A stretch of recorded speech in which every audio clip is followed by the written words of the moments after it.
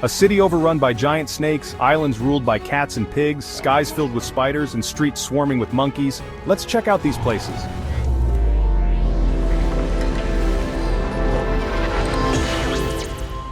Deep in the swamps of Florida, an invasion is unfolding. Not an army, not a disease, something even more terrifying.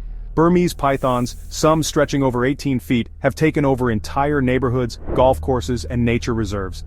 These massive snakes are slithering through backyards, coiling around trees, and even showing up in people's homes. It all started decades ago. People bought these snakes as pets, thinking they could handle them. Then the snakes grew, and many owners let them loose. Some escaped when hurricanes tore through the state. The Everglades became the perfect hunting ground, warm, humid, full of prey. Without natural predators, the pythons multiplied at an unstoppable rate. Now they dominate the ecosystem. Deer, raccoons, alligators, nothing is safe. There are reports of pythons swallowing full-grown alligators whole. They've wiped out huge numbers of small mammals, changing the entire balance of the environment. Some scientists say parts of the Everglades are eerily silent now. The usual rustling of small animals in the underbrush, gone, and they're not staying in the wild. These giant snakes are moving into urban areas. They slither through storm drains, hide under porches, and coil up inside car engines. People have walked outside to find a python stretched across their driveway, or worse, inside their garage. In some cases, they've even entered homes through open doors or pet doors looking for food. Local authorities and professional hunters are trying to fight back. There are competitions to see who can catch the most pythons. Hundreds are removed every year, but it barely makes a dent in their numbers. These snakes breed fast, lay dozens of eggs at a time, and have adapted to their new home perfectly. It's an invasion that doesn't seem to have an end. The Everglades are now theirs, and as long as they keep spreading, no backyard in South Florida is completely safe from these massive, silent hunters. A tiny island off the coast of Japan holds a strange secret. Here, the streets don't belong to people. They belong to cats, hundreds of them. They sprawl across sidewalks, lounge in fishing boats, and curl up outside houses. Aoshima, better known as Cat Island, is a place where felines outnumber humans by at least 6 to 1. Decades ago, this was a quiet fishing village. Fishermen kept cats around to chase away rats from their boats and storage areas. Over time, the people left, but the cats stayed. Without predators, their numbers exploded. Now they roam the island freely, gathering in huge clusters near the docks, waiting for food from visiting tourists. The local population, mostly elderly residents, can only watch as their feline neighbors take over. Unlike many stray colonies, these cats are not fearful or skittish. They walk up to visitors, demanding attention. Some even follow people through the narrow streets, forming little parades of purring shadows. Food is scarce, so tourists often bring snacks, dried fish, cat treats, even leftovers from their own meals. Once the rustling of a plastic bag is heard, a wave of whiskered faces appears instantly. But Aoshima is not the only place overrun by unexpected animals. Thousands of miles away, in the warm turquoise waters of the Caribbean, another strange invasion is happening. This time, the creatures taking over aren't silent hunters. They're far noisier, far messier, and they love to swim. Crystal clear waters, white sand beaches, and pigs, dozens of them. They wade through the surf, paddle between boats, and even approach swimmers, hoping for a snack. This is Pig Beach, an uninhabited island in the Bahamas where the rulers aren't human, they're hogs. Nobody knows exactly how they got here. Some say sailors left them behind thinking they'd return later to cook them. Others believe they swam from a shipwreck. However they arrived, one thing is certain, they thrived. With no predators and plenty of space, they turned this island into their own paradise. Now they wander freely, digging up sand, cooling off in the ocean, and trotting after anyone who steps onto their beach. Tourists come from all over to see them. Boats pull up and the pigs rush to the shore, snouts twitching. They've learned that humans bring food, fruits, vegetables, bread. Some pigs even swim out to greet visitors before they reach the shore, splashing through the water like oversized dogs. The scene is almost unreal. But life on Pig Beach isn't all sunshine and belly rubs. With no permanent caretakers, food can sometimes run low. Pigs have been known to steal from each other, even push their way onto boats in search of more. Yet, despite this, they continue to thrive. While these island invaders are a tourist attraction, the next group of animals to take over a town didn't come looking for attention. They came because no one was there to stop them. And what started as a small group of curious explorers quickly turned into a full-scale takeover. In a quiet town in Wales, the goats arrived, and never left. At first it seemed like an accident. A few wild goats wandered down from the hills, curiously sniffing around the empty streets of Llandudno, a quiet seaside town in Wales. Then more came, and more. Soon entire herds of Kashmiri goats were roaming the streets, climbing walls and lounging on sidewalks as if they owned the place. These goats had always lived on the rocky cliffs above the town, keeping their distance from people. But when lockdowns left the streets nearly empty, they saw an opportunity. They moved in, exploring gardens, munching on hedges, and trotting through deserted intersections. With no cars or crowds to chase them away, the town became theirs. They weren't afraid, they took over. Locals woke up to goats perched on rooftops, balancing on garden fences and blocking roads. Some even wandered into backyards, helping themselves to flowers and vegetable patches. Despite their mischief, people couldn't help but admire them. They were bold, clever, and completely uninterested in following human rules. As restrictions lifted, the goats didn't leave. They had claimed Llandudno, and they weren't giving it back. Now, they come and go as they please, a reminder that when humans step back, nature doesn't hesitate to move in. But while these mountain invaders were taking over the streets, thousands of miles away, another invasion was happening. One that didn't involve hooves or fur, but thousands upon thousands of floating, pulsating creatures, filling the water like a living cloud. Tucked away on a remote island in the Pacific, there's a lake unlike any other. From above, it looks ordinary. A stretch of calm, blue-green water surrounded by thick jungle. But step into the water, and you'll realize this place is anything but normal. You're not alone, you're surrounded. Thousands of jellyfish drift silently around you, moving with the current, their translucent bodies glowing gold in the sunlight. This is Jellyfish Lake in Palau, home to millions of stingless golden jellyfish. Isolated for thousands of years, these creatures evolved differently from their ocean-dwelling relatives. Without predators, they lost their sting, turning this lagoon into a surreal, harmless swarm. Every day they follow the sun, migrating from one side of the lake to the other, a slow, hypnotic dance of pulsating bells and trailing tentacles. People travel from all over the world just to swim here. Divers glide through the thick jellyfish clouds, completely surrounded yet completely safe. There's no fear, just a strange, weightless sensation of being part of something ancient, something untouched. But not every animal invasion is so peaceful. Some creatures don't just take over their surroundings, they reshape them. And in the green spaces of Argentina's wealthiest neighborhoods, an unexpected swarm of giant rodents is causing chaos, proving that sometimes nature doesn't wait for permission to reclaim its place. In the gated communities of Buenos Aires, where neatly trimmed lawns stretch alongside artificial lakes, an unexpected invasion has taken hold. Capybaras, hundreds of them, have moved in. These dog-sized rodents, the largest in the world, now roam the streets, nap in flower beds, and cool off in backyard swimming pools. They were always part of the wetlands surrounding these developments, but as cities expanded, their habitat shrank. Luxury homes replaced marshes, roads cut through feeding grounds, and golf courses swallowed up their territory. The capybaras simply adapted. Instead of running away, they marched straight into the heart of human spaces, turning upscale neighborhoods into their own playgrounds. Residents are divided. Some love them, charmed by their laid-back nature and their habit of lounging in the sun like oversized guinea pigs. Others aren't as amused. Capybaras chew through garden fences, cause traffic jams when they waddle across roads, and have even been spotted chasing pets. In some cases, they've clashed with security guards trying to keep them out. But what makes this invasion unique is that no one really knows how to stop it. Capybaras breed quickly, live in large social groups, and have no natural predators in these artificial landscapes. Removing them isn't easy, and public opinion is split.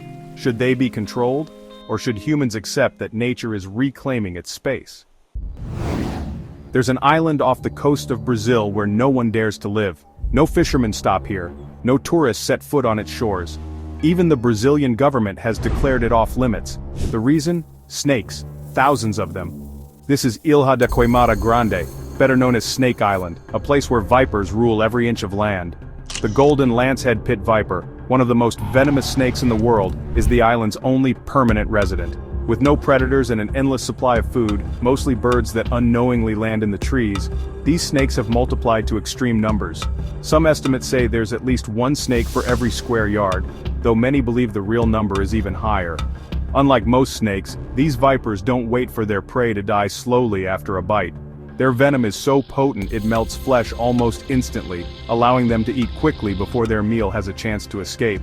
Over time, they have evolved to thrive in this isolated, hostile environment, turning the island into something out of a nightmare. For decades, stories have circulated about what happens to those who step onto Snake Island. A lighthouse keeper and his family were supposedly killed after snakes slithered into their home through the windows. Some say pirates once buried treasure here but never returned to claim it. Whether these stories are true or not, one fact remains: this is one of the most dangerous places on Earth, and it belongs entirely to the snakes. But while Ilha de Queimada Grande keeps people away, other animal invasions happen right in the middle of human civilization. In Thailand, a different kind of takeover is unfolding, and this one isn't silent. It's loud, chaotic, and unfolding in broad daylight. In the heart of Thailand, the city of Lopburi is under siege, but the invaders aren't soldiers or criminals, they're monkeys, thousands of them. Rhesus macaques have turned the city streets into their personal playground, darting across power lines, climbing onto rooftops, and swarming markets in search of food. At first, they were a tourist attraction. People came to see the temple-dwelling monkeys, tossing them bananas and taking pictures. Over time, the macaques grew bolder. They stopped waiting to be fed. They started taking. Now they raid food stalls, snatch drinks straight from people's hands, and even break into buildings. No one is safe from their mischief. Shopkeepers have to guard their stores carefully as monkeys slip in and grab whatever they can carry. Motorbike riders sometimes find a furry hitchhiker clinging to their seat. There have even been reports of macaques teaming up to rob tourists, with one distracting the person while the others make off with bags, hats, and sunglasses. The city has tried to control their numbers, but the monkeys are smart. They know where to find food, and they aren't afraid of humans. In some parts of Lopburi, they outnumber people. Local businesses have learned to adapt, placing wire cages around their stalls and using sticks to shoo them away. But the truth is, the monkeys aren't leaving. This is their city now, and they're running it on their own terms. As Lopburi's monkey population continues to grow, another animal invasion is causing chaos far from city streets. Deep in the wilderness of Louisiana and Florida, the swamps are no longer just home to birds and fish. They belong to something much bigger, much older, and much more powerful. The alligators are taking over. In the deep, murky waters of the American South, another invasion is creeping forward, slow, ancient, and unstoppable. Swamps, golf courses, and even backyards are being reclaimed by one of the most fearsome reptiles on Earth. The alligators are everywhere. Florida and Louisiana have always been gator territory, but in recent years, their numbers have surged. With over 1 million alligators in Florida alone, they've begun pushing into areas where humans live. They lurk in retention ponds, crawl across highways, and sometimes show up in the least expected places: swimming pools, parking lots, even front porches. They aren't shy either. Some have been caught strolling through suburban neighborhoods, stopping traffic as they move from one water source to another. Others have broken into screened patios or made themselves at home on people's docks. When it rains, they appear in flooded streets. When it's dry, they dig burrows in backyards. And while attacks on humans are rare, they do happen. Golfers have spotted gators lounging in sand traps. Boaters have watched them launch from the water in pursuit of prey. Efforts to relocate them don't always work. Once a gator grows big enough, it sees almost nothing as a threat. And with plenty of food, fish, turtles, and the occasional unlucky pet, there's no reason for them to leave. This isn't just their home, it always has been, and as long as people keep building into their habitat, encounters will only become more frequent. But while the swamps of the South belong to these massive reptiles across the world, another migration is taking place. This one doesn't creep, crawl, or swim, it marches. And it happens by the millions, transforming entire landscapes overnight. For most of the year, Christmas Island is quiet. A remote tropical outpost in the Indian Ocean, its forests and beaches are home to only a few thousand people. But once a year, something incredible happens. The ground begins to move. The roads turn red. A living tide of crabs, millions strong, surges toward the sea. This is one of the most spectacular migrations on Earth. Red crabs, native only to this island, emerge from the jungle at the start of the rainy season. Driven by instinct, They march toward the coastline to breed, covering everything in their path. Cars stop as crabs flood the roads. Bridges and fences are built to guide them safely. The air itself seems to shimmer as they scuttle over rocks, through gardens and across highways, completely uninterested in the human world around them. It's an unstoppable movement. They squeeze under doors, climb over anything in their way, and take over entire neighborhoods. Locals have learned to live with the invasion, sweeping crabs off their driveways and making sure they don't accidentally step on one. Even the island's airport has to adjust, sometimes delaying flights when too many crabs cross the runway at once. Once they reach the ocean, the females release their eggs into the water, and the cycle begins again. The baby crabs that survive the journey return months later, making their own trek inland. It's a reminder that no matter how much humans try to shape their surroundings, nature always finds a way to take back control. In some places, rain falls in heavy sheets, soaking the ground and flooding streets. In certain parts of Australia, though, there's a different kind of downpour, one that sends shivers down the spine. It isn't water, it's spiders. After heavy rains and flooding, millions of tiny spiders take to the air, spinning silk threads and letting the wind carry them to safety. This phenomenon, known as ballooning, turns entire landscapes into something out of a horror movie. Webs drape over fields, fences, trees, and even houses, creating an eerie white blanket that shimmers under the sun. In some areas it looks like snowfall, only the flakes are alive, crawling and constantly moving. The spiders themselves are harmless, mostly tiny species that live unnoticed most of the time. But when the weather shifts, they rise in uncountable numbers, floating through the air and settling wherever the wind takes them. Some drift for miles, others end up clinging to power lines, car mirrors, or even people. Locals know this isn't a freak event. It happens again and again, usually following floods when the ground is too wet for the spiders to survive. Instead of drowning, they take to the sky, using their webs like parachutes.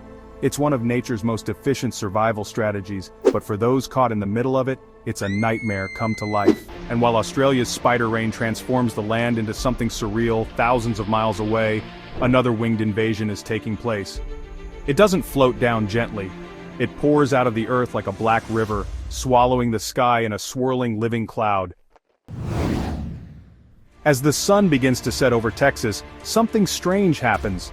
The ground rumbles, the air shifts. Then, in a sudden explosion, they rise. Millions of bats, surging from the mouth of a single cave, twisting and diving through the air in an endless stream. This is Bracken Cave, home to the largest bat colony in the world. Over 20 million Mexican free-tailed bats roost here, packed together in absolute darkness. Every night, they leave in a wave that lasts for hours, stretching across the sky as they hunt for insects. They fly in coordinated patterns, swirling like smoke, their wings beating in a synchronized rhythm. From a distance, the sky itself seems to move. For the bats, this is survival. Each night they devour tons of insects, controlling pests in a way no chemical ever could.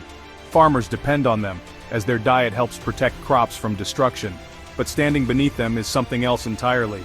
The sheer number of bats, the sound of wings beating by the millions, the shifting patterns in the air, it's overwhelming.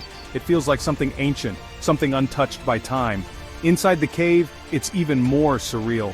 The walls are alive with movement. Baby bats cling to the ceiling in thick clusters, waiting for their mothers to return. The smell, the heat, the sound. It's a world completely separate from the one above ground. And yet, every night, these creatures emerge, filling the sky, reminding the world of their presence. For decades, Chernobyl was a name associated with disaster. After the nuclear meltdown in 1986, people fled, leaving behind empty buildings and abandoned streets. But the zone wasn't left lifeless. In the absence of humans, nature stepped in. Wolves, lynxes, wild horses, and even bears now roam through the ruins of Pripyat, reclaiming a space where no one dares to live. Without people to disrupt them, these animals have thrived. Wolves have grown bolder, forming large packs that patrol the wasteland. Elk and deer, once rare in the region, now wander through collapsed apartment blocks. Even Przewalski's horses, a species on the brink of extinction, have found a safe haven here. Radiation still lingers, but it hasn't stopped life from returning. The Chernobyl exclusion zone is proof of how quickly animals can take over once humans leave. Roads are cracking under tree roots, schools are filled with nesting birds, and nature is swallowing the remnants of the past. The city may be unlivable for people, but for wildlife, it has become an unintentional refuge.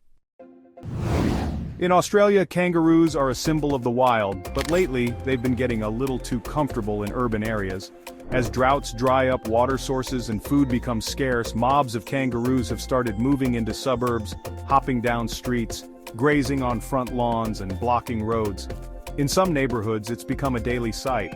Dozens of kangaroos loitering in parks, resting in driveways, or staring down homeowners from behind garden fences. They squeeze through gaps, leap over walls, and refuse to move even when cars approach. Drivers have to stop and wait.